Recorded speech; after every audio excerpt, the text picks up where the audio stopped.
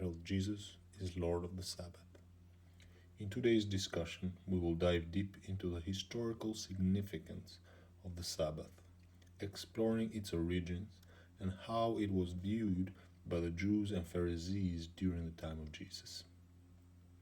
Furthermore, we will explore the idea of who truly holds the title of the Lord of the Sabbath. So, sit back, relax, and get ready to gain a deeper understanding of this important topic. As outlined in the first book of the Old Testament, Genesis.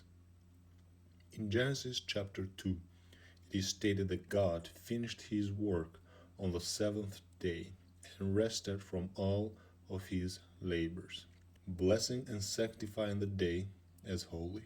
Subsequently, Exodus chapter 20 commands individuals to remember the Sabbath day, keep it holy, while Deuteronomy chapter 5 emphasizes the importance of observing the day as a command from the Lord. These and other scriptural passages confirm that God is the originator of the Sabbath, and therefore is regarded as its Lord. Now, as we explore the biblical accounts, we discover that the Pharisees were strong advocates of the Sabbath as the law of God. However, they failed to understand its spiritual nature, instead becoming fixated on rituals and law-keeping.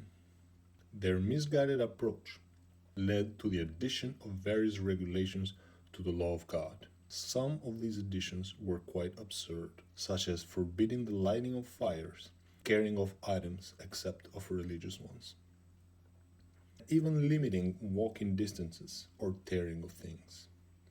Punishment for breaking the Sabbath were severe, including the possibility of death. Despite their strict adherence to these man-made laws, Pharisees included a loophole for breaking the Sabbath to save a person or an animal. This makes their hypocrisy even more evident when they accuse Jesus of breaking the Sabbath by healing people.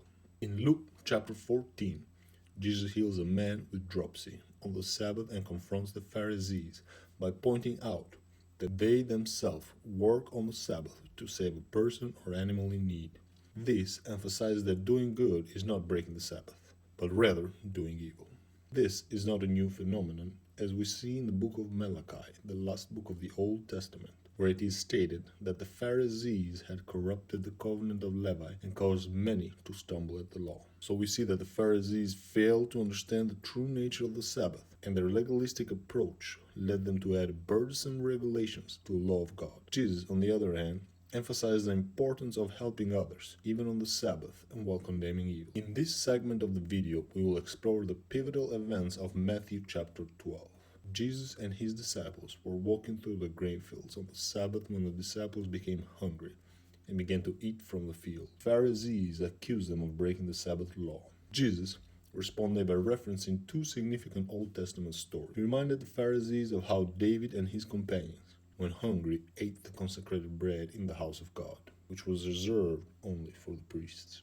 Jesus also pointed out that the priests on the Sabbath duty in the temple desecrated the Sabbath, yet remained innocent according to the law. He then stated that something greater than the temple was present. If they had understood the words, "I desire mercy and not sacrifice," they would not have condemned the innocent. Jesus concluded by proclaiming that the Son of Man is Lord of the Sabbath.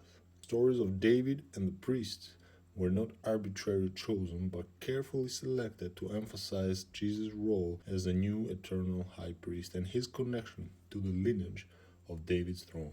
Moreover, the example of the priest who gave the consecrated bread to David demonstrated how wise priests can show mercy without breaking the law. Also, the phrase Lord of the Sabbath means that Christ has authority over the Sabbath, and that he has the power to interpret and apply his laws. This statement also implies that Jesus has a unique relationship with God, as the Sabbath is a holy day set apart by God in the Jewish tradition. Overall, the concept of Jesus as the Lord of the Sabbath is an important part of Christian theology and is seen as a sign of his divine authority. In conclusion, it can be inferred that Jesus not only refrained from breaking the Sabbath, but also provided a thorough explanation to the Pharisees, thereby illuminating for us the proper way to observe the Sabbath. This interpretation was not a novel one, but rather a revival of the original Old Testament understanding that had been either abandoned or forgotten over time.